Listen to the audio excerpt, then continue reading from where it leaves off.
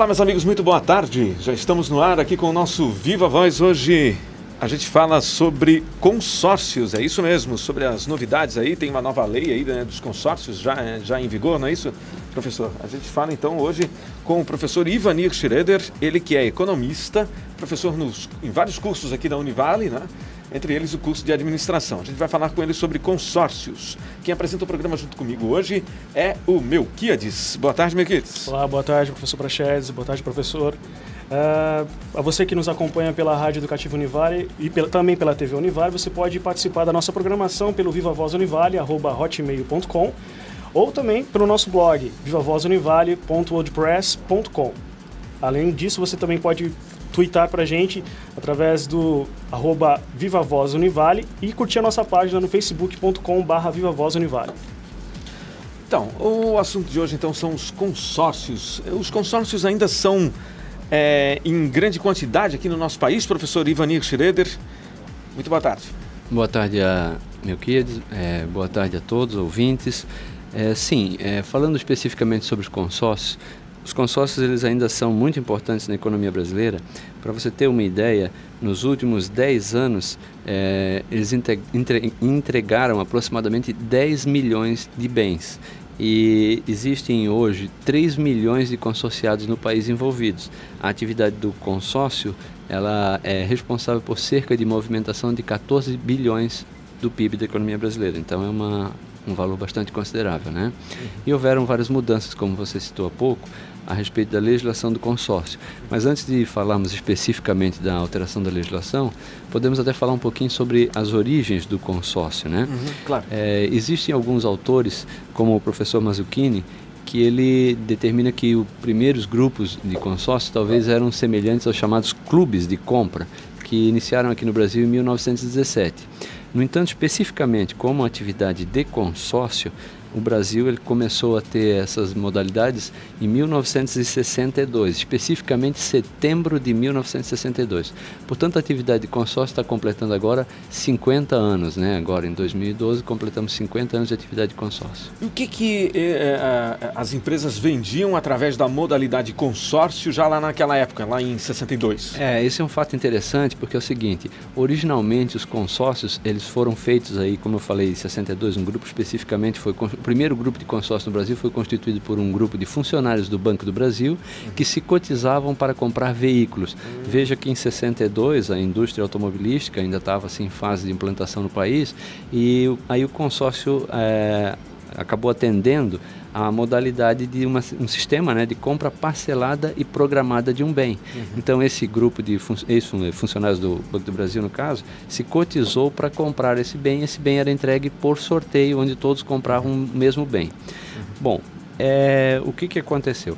Esse tipo de compra permaneceu na compra especificamente restrita à compra de veículos até aproximadamente 1979, início da década de 80. Só havia consórcio de veículos? Exatamente, só veículos que eram comercializados por consórcio.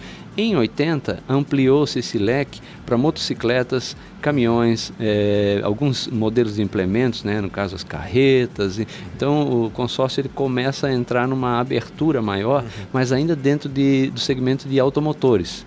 Então permaneceu aí... Porque eram bens mais caros, é por isso? Exatamente, porque eram bens com mais dificuldade de aquisição e o financiamento ainda era bastante escasso. Então a dificuldade de obter financiamento era o que favorecia a realização de grupos que se cotizavam para fazer a compra do bem.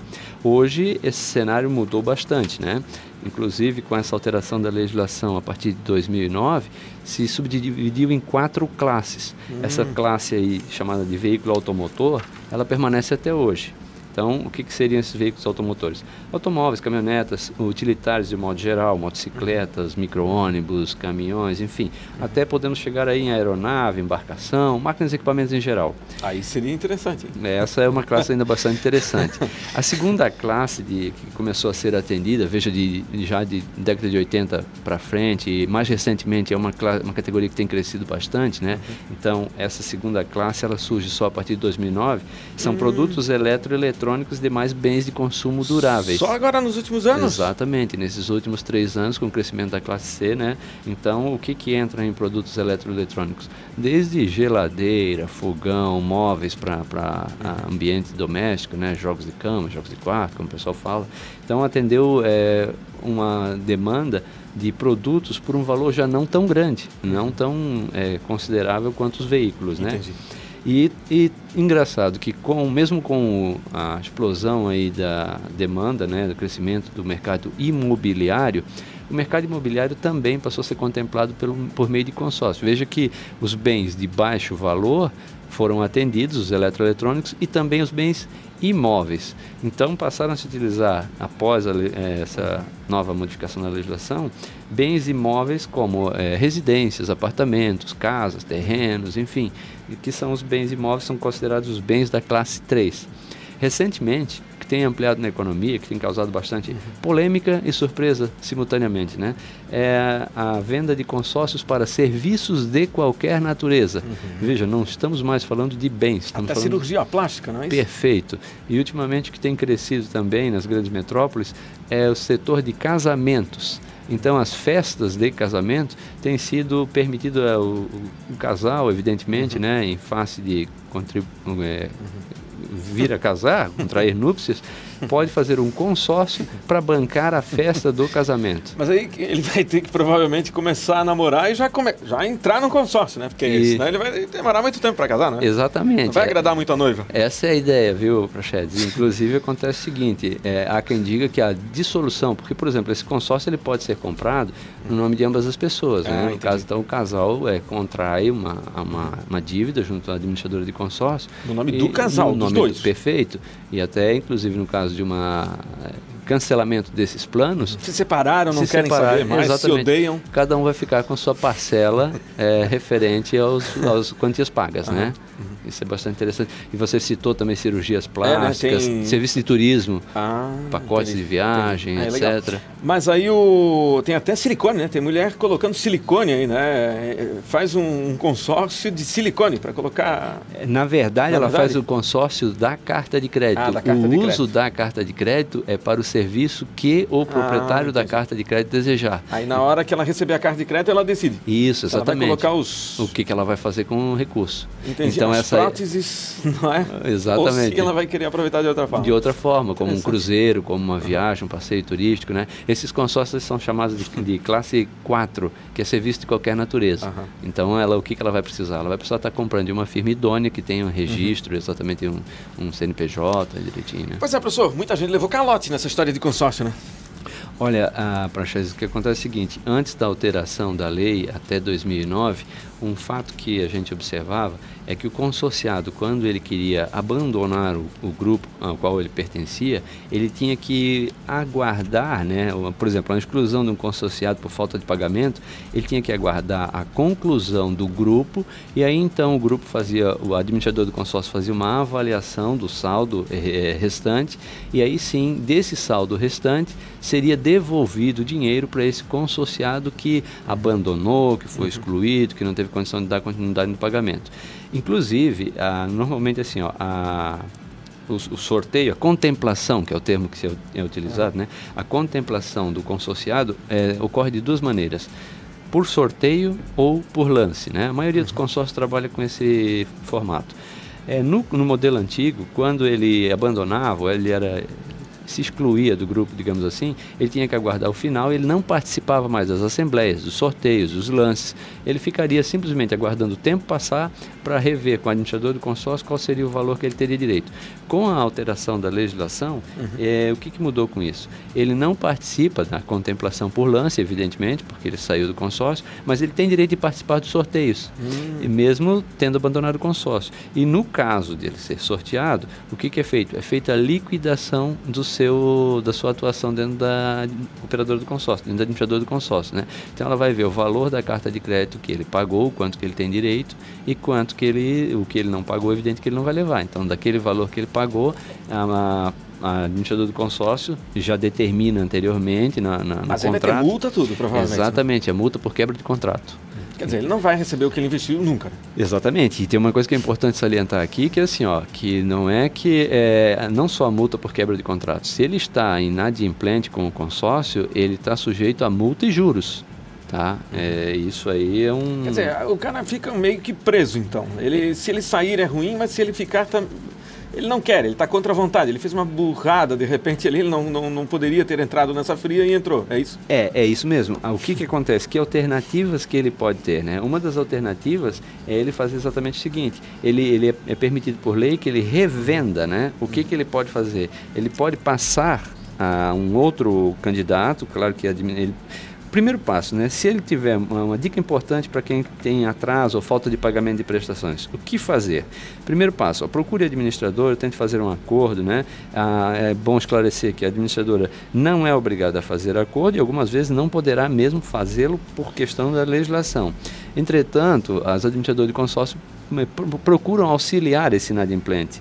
E se ele não tiver sido contemplado e não conseguir pagar as prestações, o que a administradora vai procurar fazer? Vai tentar entrar em contato com ele para a possibilidade de passar esse bem para uma outra pessoa, né? Para revender.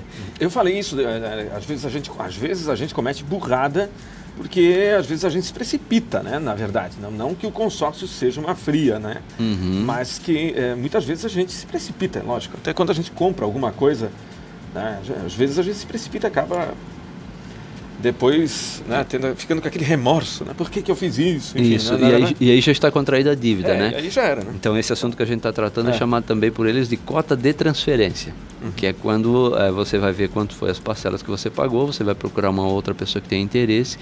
Isso é possível? É possível, você vai revender, né? Isso já existiu ou agora já existia, não era tão praticado. A diferença principal da legislação nesse caso é que no modelo antigo você não tinha direito de participar do sorteio, uma vez que você estava, digamos, hibernado ali no consórcio, né? E a partir de agora não, você parou de pagar, você comunica à administradora que não pretende dar continuidade no grupo, mas você tem o direito de continuar com a sua bolinha, como o pessoal fala, né? Na cesta lá para o sorteio. Sendo sorteado, você vai receber a carta de crédito pela diferença do que você pagou, descontado todas as taxas. Claro. Não vai esperar mais o término do grupo.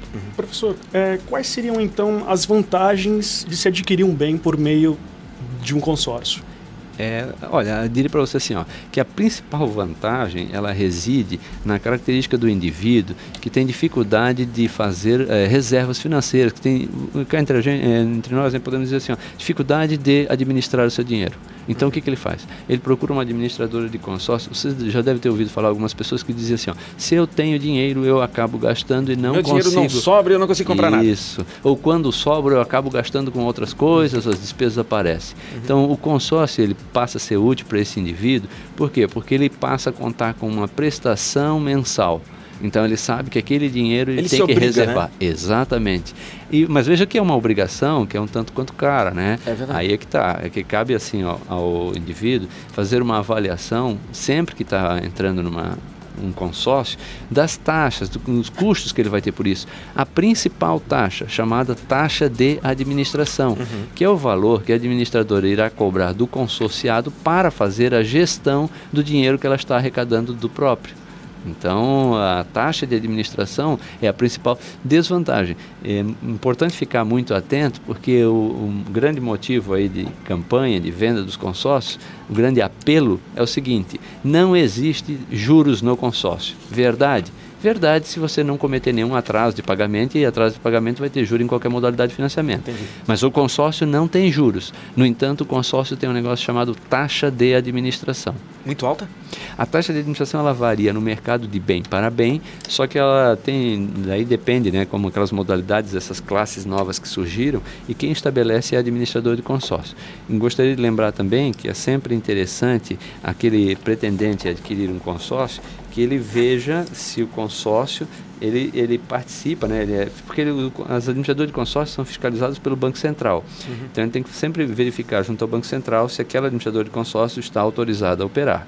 O lugar onde o cliente vai fazer a queixa dos seus problemas, que aconteceu problemas com o administrador de consórcio, será o PROCON. Então ele deve consultar o site do PROCON para ver as administradoras de consórcio que têm mais processos em andamento, quais são os problemas que ela tem gerado.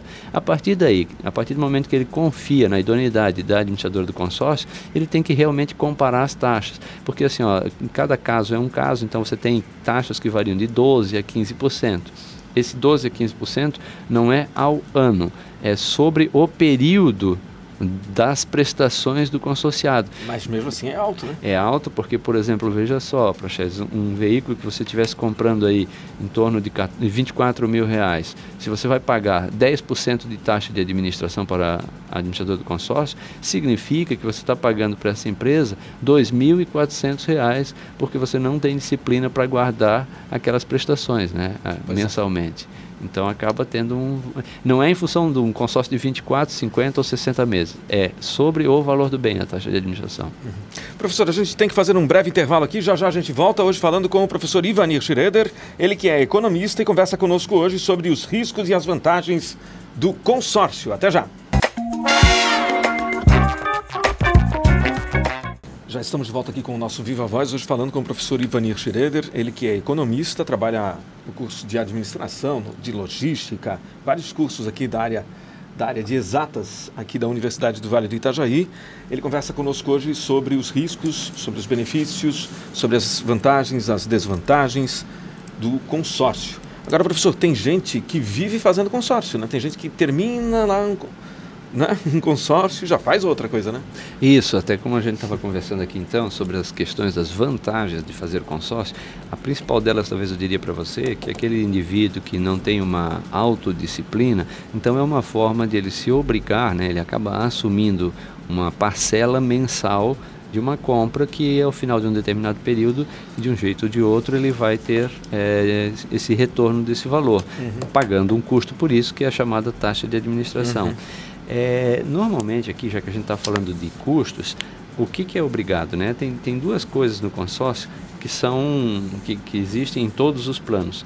Um deles que é chamado fundo comum. O que é o fundo comum? É o valor do bem dividido pelo número de parcelas. Então, por exemplo, se ele adquire uma carta de crédito de 50 mil reais, vai fazer o pagamento de 50 parcelas, ele já tem um custo que é chamado de fundo comum, então seria de R$1.000 por parcela.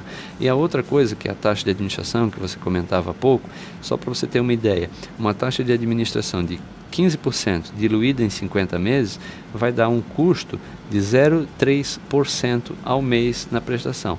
Então, como a gente tinha comentado aqui que um bem de 24 mil reais, se você pegar essa taxa de administração de 15%, ele vai pagar especificamente R$480 pelo valor do bem, que seria o 24 mil dividido pelos 50 meses, e ele terá todo mês a taxa de administração, que há uma taxa de administração de 15%, ele pagaria R$72 todo mês para a administradora ir guardando esse dinheiro para ele ter o bem dele, ou por contemplação, né, via sorteio, ou contemplação via lance, no caso, né? Professor, então assim, friamente, né, e financeiramente falando, é um péssimo negócio. Como a gente colocou aqui, o principal apelo para comercializar o consórcio é o fato de não ter juros. Só que a gente tem que lembrar que no momento atual, a nossa economia, a Banco Central vem praticando uma política de desaceleração da taxa de juros. A gente tem ouvido falar que a taxa Selic ela tem sido reduzida constantemente. Então, hoje a gente tem uma das taxas de juro menor da história do país, literalmente, e isso tem feito com que a modalidade de consórcio, que é mais uma modalidade de financiamento, tenha perdido um pouco do seu charme, da sua atração, né? Até mesmo porque não ter juros, mas ter uma taxa de administração de em torno de 10, 12, 15%, cada caso é específico, né? Acaba sendo um custo bastante elevado. Cabe salientar que no consórcio, nem sempre você exerce o direito de uso do bem. Por quê? Porque para você exercer o direito de uso do bem, só se você der um lance e for contemplado pelo lance, mas você não sabe se outras pessoas irão dar um lance também ou não. E quando no financiamento você realmente tem a taxa de juros, em compensação você não tem a taxa de administração e você decide quando vai usufruir do bem, porque você está fazendo o financiamento e esse financiamento vai repercutir na compra imediata do bem, na maioria das vezes, né? Esse lance que a pessoa dá, ele abate no montante que falta ali para pagar, né? Tem duas, isso, né? Exatamente, tem duas formas de abater. Uma é na maneira proporcional e a outra na maneira inversa. Na proporcional, ele abate parcelas na sequência, né? Ele reduz e você passa a ter uma parcela vencendo mais rápido. A maneira inversa é quando o pessoal fala, vai pagando de trás para frente. Então você antecipa a data final do vencimento do teu consórcio, quer dizer, você quita parcelas do final, antecipadamente. Agora, então o consórcio, na verdade, era uma ótima opção quando a gente tinha lá, 20 anos atrás, aquele período todo lá de inflação alta, de superinflação. E isso aliado à escassez de linhas de financiamento, um período de inflação alta. Para ter um bem como um automóvel era difícil, né? Exatamente, era difícil porque não tinha como você conseguir a aquisição desse bem no mercado. Hoje você consegue fazer a aquisição desse bem, dependendo do perfil do cliente, muitas vezes até com valores irrisórios ou zero de entrada. Então veja que você consegue adquirir o bem sem contrair algum recurso para a entrada do mesmo. Ainda que gostaria de salientar, Prachedes, outros dois fatores. Um deles é o chamado fundo de reserva, que o fundo de reserva é uma porcentagem também, só que ela é opcional, tá? Nem todos os consórcios utilizam fundo de reserva. Bom, o que é o fundo de reserva? É uma garantia destinada a proteger eventualidades que vão ocorrer com o consorciado, como falta de pagamento. E aí, se a gente pensar nessa falta de pagamento, por vários motivos, né? O fundo de reserva, então, você poderia pensar assim, ó, que se alguns consorciados atrasarem o pagamento mensal, o que acontece? Esse fundo de reserva pode ser utilizado para pagar, para contemplar aquele indivíduo que foi sorteado. Então, o fundo de reserva, ele é para cobrir eventuais atrasos no pagamento. Esse fundo de reserva, ele não pode ficar com o administrador ao final do grupo. Ele tem que ser, quando existe, ele é opcional, ele tem que ser devolvido para os consorciados. No entanto, a administradora deve aguardar a conclusão do grupo e aí sim, desse fundo de reserva serão descontados custos judiciais que ela teve para cobrar eventuais atrasos, né, ou eventual consorciado que ainda esteja inadimplente, né? E aí o que sobrar desse fundo será dividido em parcelas iguais, proporcionais aos consorciados. E uma outra coisa que tem surgido nos consórcios atualmente, que também é opcional, porque é opcional pelo seguinte fator: só se estiver previsto em contrato, é a questão do seguro. Quando a gente fala desse seguro, esse seguro ele tem uma finalidade um pouco diferenciada. O seguro aí é para cobrir a quebra de garantia do contrato.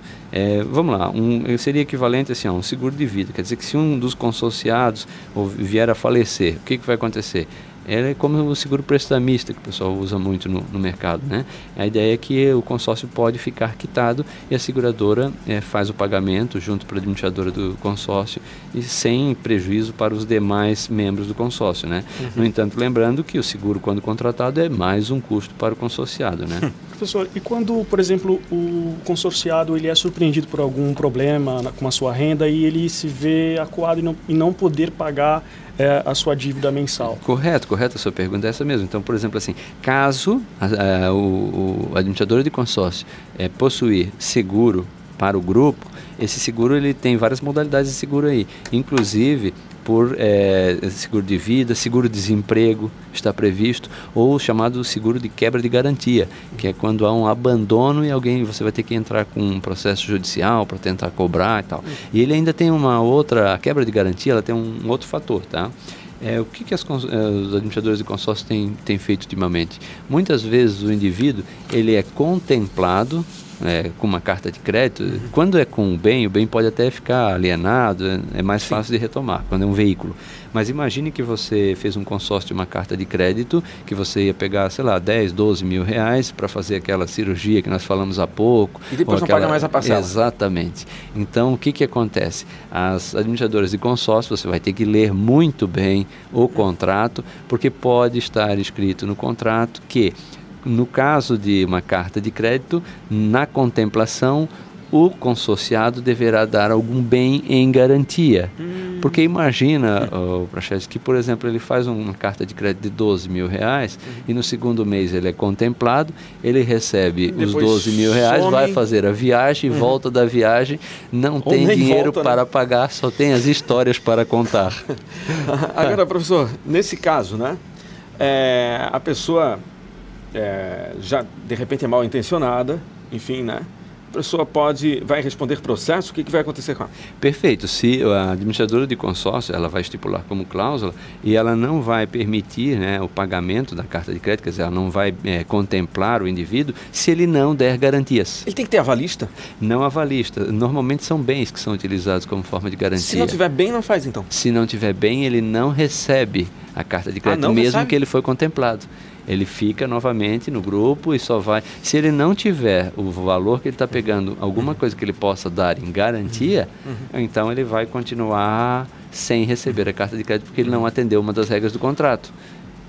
Consórcio gera muitas brigas? Deve gerar, né? Porque é muito confuso, acaba sendo bastante difícil. Gera bastante polêmica. Gera bastante polêmica e principalmente a questão assim, é um contrato. Não podemos perder de vista que um consórcio é um contrato.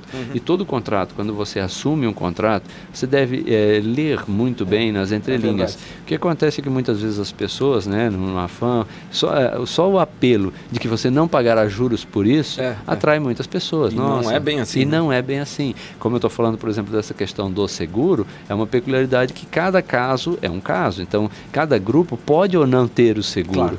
Então, por exemplo, se o seu grupo tem seguro contra essa questão do seguro de vida ou contra uma quebra de contrato mesmo, então, ou um problema de desemprego que a pessoa venha a ter, se existe o seguro contratado e se o seguro cobrir essas garantias, aí não teria problema para aquele caso que eu estava citando, de alguém que fez uma carta de crédito de 12 mil reais, ele é contemplado, a seguradora que vai discutir com ele se ele deve pagar ou não, aí tudo bem. Na verdade, a administradora é muito mais interessante para ela que cada grupo de consorciados aí tenha seguro, né? Perfeito. É importantíssimo para a administradora, né? Exatamente. E como a gente falava há pouco, né? Só para você ter uma ideia que o segmento de consórcio ele ainda está em franca expansão no Brasil. Mesmo assim, ele está crescendo ainda? Está crescendo. Entre janeiro e julho agora de 2012, o segmento de consórcio cresceu 23,2%. Entre janeiro e julho? Em janeiro e julho de 2012, que são as últimas estatísticas que foram publicadas. Cresceu, né? 23%? Cresceu 23,2%. Só para você ter uma ideia, Praxedes, esse tipo de compra representa no Brasil 13,5% das vendas de automóveis e veículos comerciais leves aqui no Brasil. Então, 13,5% é uma parcela bastante expressiva. Automóveis e veículos? Automóveis e veículos comerciais leves, que são chamados, né? Esses furgões, esse tipo de caminhonete e tal. Mas o que mais chama a atenção ainda, veja só, que veículos que têm um valor um pouco menor, no caso, que podem ser, né? Porque hoje você encontra, por exemplo, motocicletas que podem ter um valor superior a um veículo, a um automóvel. É verdade. Mas, de um modo geral, os consórcios das motocicletas, das motos, são motos de valores menores, né? Mas, como eu falei de 13,5% para os veículos, gostaria de citar que as motos aqui no Brasil, todas as motos que foram vendidas, 42,6% do que foi vendido esse ano de motocicletas no Brasil foi pela modalidade de consórcio. É um dos bens, digamos assim, né, dentro daquela classe 1 lá, modalidade de veículos e tal, que tem uma maior participação. Ou tem muita gente feliz, ou tem muita gente argolada e incomodada.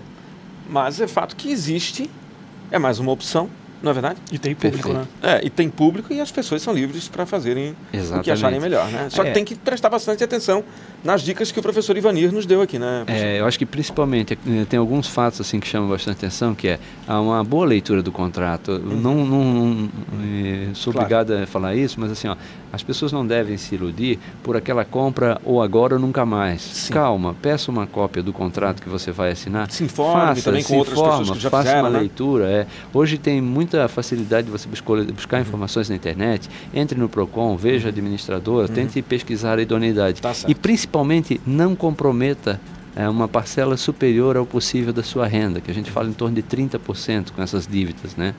Então esse que é o principal fator. Muito obrigado mais uma vez, professor, pela sua participação aqui no nosso programa. Eu que agradeço a Praxedes, agradeço a Melquiades e a participação dos ouvintes, né, a audiência. Muito obrigado. Muito obrigado a todos. E a gente vai ficando por aqui com o programa Viva Voz de hoje, agradecendo mais uma vez aí a sua audiência. A gente volta amanhã aqui na rádio e na TV Univale. Até lá.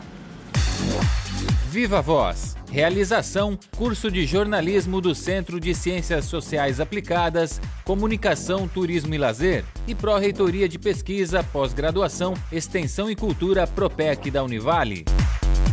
Produção e técnica, Camila Maurer, Cíntia Baduluc, Elisa Doré, Gabriel Vieira e Maria Carolina Cândido. Coordenação, Carlos Praxedes. Supervisão, Alberto Russi.